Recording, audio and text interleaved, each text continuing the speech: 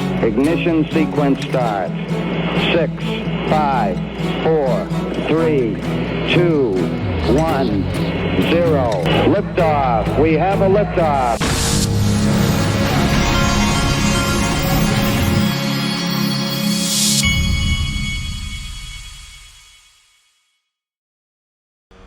Hey everybody, this is the Digital Asset Investor, and do not sleep on gold.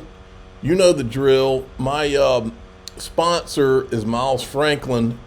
You can go to milesfranklin.com, and when you sign up, enter the referral code DAI Gold to get your gold. This is where I'm buying my gold right now. In fact, I was talking to my father, who is the official father of the Digital Asset Investor channel, about this very topic.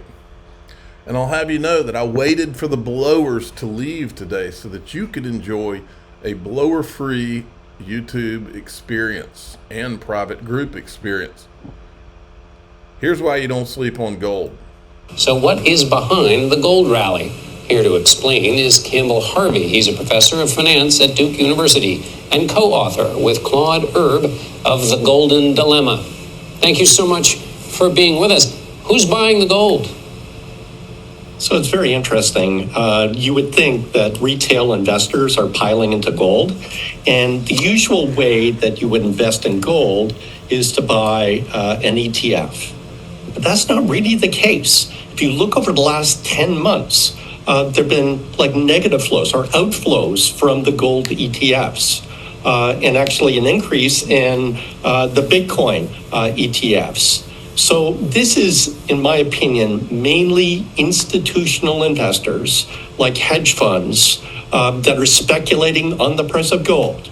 As you mentioned, gold has done well over the last quarter, but over the last year, it's lagged the S&P in spectacular investments like NVIDIA and others. So I do think that people saw gold as lagging, and the institutional investors are piling in. Right, while they get the retail to buy the Bitcoin ETF. Now, Anthony Pompliano, I didn't play this part of his thing, this video on CNBC from this morning. This is the part where he makes his Bitcoin price prediction. Which means that the upside gets more limited, but also the downside is muted. We'll take Cathie Wood's prediction out of it, but for the next 12 months, for you, potential high, upside, potential downside. I think downside is pretty muted at this point. Like, it's impossible to tell. There's always the external event that could occur, but I would say I don't see it going below like 50,000 at any point. I think we've kind of crossed over that Rubicon. In terms of upside, I think we get over 100,000 in the next 12, 18 months. Maybe we could get to 150 to 200, somewhere in that range, but like we go up from here. I just don't think people should expect the explosive 1,000% move from here through the rest of the bull market. All right, he's on the record. Now, this is flat out hilarious, folks. When you see something like this, you have to remember who Raoul Pal is. He's ex-Goldman Sachs, which means he's in the Mike Novogratz club. These guys, their favorites are always the things that they can take advantage of as traders. And when you hear traders and Goldman Sachs, think manipulate retail, the things they can pump and dump and manipulate retail with, which is exactly what he's talking about. And this is how you, in any scenario, how you would put Dogecoin above XRP, or any of these above XRP, blows my mind, but he actually did it. So my methodology is top, full network effects, people building, people owning. Doge, proven itself over 3 cycles. A very large. What are the coins they've pumped and manipulated more than anything over the last few years? Bitcoin, Solana, Ethereum, Dogecoin. Base of retail doesn't necessarily need to build because it's meme based. The Bs are stuff that are important into the space but have yet to get the traction of the S's. The Cs are, listen, they're probably still around, but really it's too early to say whether they're going to migrate up the scale. And the Ds are, you know what, these are unlikely to succeed. What a clown show we're living through. Well, one of the people that, or two of the people that are not a part of the clown show. I love John. I love what he's doing. One is James 6J, and the other is Meta Lawman. Neither of these guys are clowns. They get it. This is a really smart clip here from Meta Lawman. I love John. I love what he's doing. I love what he did for the Talking about John Deaton. Community. The guy is a fighter, and if every person in Massachusetts could read the book Food Stamp Warrior, he would get 100% of the vote. Big time. What this guy has overcome is incredible, and the lessons that he's taken away from the difficulties, the incredible difficulties and hurdles and impediments that he's overcome, says everything about him. And he just wants to help people who find themselves in similar circumstances to what he and his brothers and sisters had to deal with, and his mother, you know, in terms of addiction and poverty and all of these and violence, all of these things. And the guy is such a uniter. When you see him in a crowd, people hug him. Every man is his brother. That's right. Every woman is his sister. That's right. And that's how he feels. He wants to unite people. And you know what? We really, really, really need that in our country right now, because I've never seen it so divided, where people hate each other because of their differing political views, and just forget, well, you know, we are all Americans here, right? You know, I mean, there are bonds here, right? It's scary, you know, the degree of division that exists, and the fact that his opponent decided that the most important thing to do when she announced her re-election bid was to declare that she was going to form an anti-crypto army to go after the 50 million Americans who own crypto and people who engage in crypto businesses and provide services to crypto businesses. She wants to destroy them. The purpose of an army is violence. This is what she wants to do, is destroy 50 million Americans. That's right. John wants to unite everybody and find common ground. That's what we need. We need to reject this kind of division, because it gets pretty scary as it picks up momentum and you start gaining votes and putting people in these buckets where if you're in this bucket, you're going to hate all the other buckets.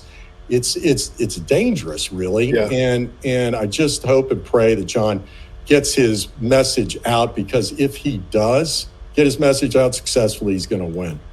Yes, sir. Couldn't have said it better. Here's the Grayscale CEO talking about the upcoming Bitcoin halving. We look towards this Bitcoin halving. Maybe it'll happen on Friday. We know it's imminent. Usually it's a tailwind for prices, but are you expecting that this time? Have we already hit the rally, the peak of the rally for Bitcoin for 2024? Well, it's great to be here. Thank you so much for having me. I think for a lot of investors, especially this Bitcoin halving, it's a little bit different this time around. And I really say that because I think it's really a function of who and how many investors are involved in the crypto ecosystem as compared to other halvings. So for a lot of investors, this has been a really important milestone for them to really revisit the fundamentals of Bitcoin. The fact that the overall cap of the Bitcoin token supply issuance will only reach 21 million tokens. On average, new Bitcoin are mined about every 10 minutes, so new Bitcoin coming into circulation. And about every 4 years, that supply gets cut in half. So Bitcoin today, there's about 19 plus million tokens in circulation. It'll take about the next 120 years for the remaining, 2 or so million Bitcoins to come online. And every time we come up to one of these halving events, it really does come back to the fundamentals of supply and demand. If demand for this asset is continuing to increase, but the supply is slowing down, historically, that has been a tailwind for Bitcoin prices. So we're just a couple of days away from this next Bitcoin halving. So I think a lot of investors are eagerly anticipating to see what the market reaction will be. All right. So Then we've got this. Look, this is from Digital Perspectives. New stablecoin bill. If I'm reading this correctly, USD Tether is operating illegally according to the new stablecoin bill. I would say that USD Tether has been operating illegally since the beginning, wouldn't it? It says it shall be unlawful for any person to engage in the business of issuing a payment stablecoin directly or indirectly in the United States through any means or instruments of transportation or communication in the United States or to a person in the United States. Tether's done plenty of that. So look at this comment from Chad Steingraber. Only Ripple stablecoin and BlackRock's USDC will be legal in the U.S. Oof. And then here's Monica Long. Listen to this comment on stable coins, folks. This is where I've said this is my master plan. This is my holy grail. This is what I'm looking for. Possibly, who knows? Tokenized T-bills are kind of the new preference to stable coins because you can get yield on them. In fact, possibly. Wait a minute. We're going to tokenize some T-bills on the XRP ledger? Is that what I'm hearing? Okay, I want to play this video. This is a really, really good, folks. The reason I started following Ripple and XRP from the beginning is because back then, way back then, early on, 2013, 14, Ripple were the only people in crypto that were doing the opposite of what the rest of crypto was doing. They were talking about working with regulators while everybody else was talking down with the banks, down with the government, Bitcoin and all that. And I knew, because I was already an adult at the time, I knew that down with the banks and down with the government wasn't going to happen, okay? So as an adult in the room, in the early room, I chose Ripple. Now, this is the IMF talking right here, folks. Just read between the lines. I want to ask about two asset classes which we haven't discussed very much. Firstly, why do we think at the moment the gold price is so strong? Because equity markets and other markets seem to be very healthy, and normally the gold price goes in the opposite direction. That's the first. And secondly, do we think that Bitcoin might pose a systemic risk in any kind of way to the global economy? Yeah, thanks so much for those important those questions about two important asset classes. So, indeed, the gold price has reached historically high levels, and Bitcoin has fluctuated, but also reached historical highs earlier this year. So let me start with gold. We see two drivers here. So one is certainly some reallocation of reserve asset managers towards commodities that include gold, and that could be one contributor to those valuations. The second one is, of course, a speculative behavior. As I pointed out at the beginning, volatility in financial markets is fairly compressed, but of course, deeper economic uncertainty still remains fairly high. Geopolitical uncertainty remains high, and gold is oftentimes viewed as a kind of hedge against those broader geopolitical risks. In terms of Bitcoin valuations, of course, it is difficult to pin down the fundamental drivers of Bitcoin valuations. One technical factor that has played a role is the development of ETPs, so exchange-traded products that have been allowed in the US. So when you look at allocations to Bitcoin since the beginning of the year, there's certainly been a substantial inflow in those investments through the ETPs. I don't know, Jason, whether you want to compliment me? Yes, I think in this regard, this is the important part right here. Our view is the authorities should encourage and monitor the regulated entities on the exposures, both to the cryptocurrency itself, as well as some of these derivative products that, like ETPs that Tobias has mentioned. So the follow-up question was whether it Right here. poses a systemic risk. So we don't see it as a systemic risk at this point, but we do view it as a risk and as a potential risk going forward as well. So the IMF has worked closely with the Financial Stability Board to develop a policy framework for crypto assets, and this includes a regulatory approach as well as a broader macroeconomic policy. Let me translate what you just heard. Remember when Ryan Selkis, when we covered Ryan Selkis saying that he thought that they could confiscate Bitcoin as a security risk? Let me translate what this guy just said.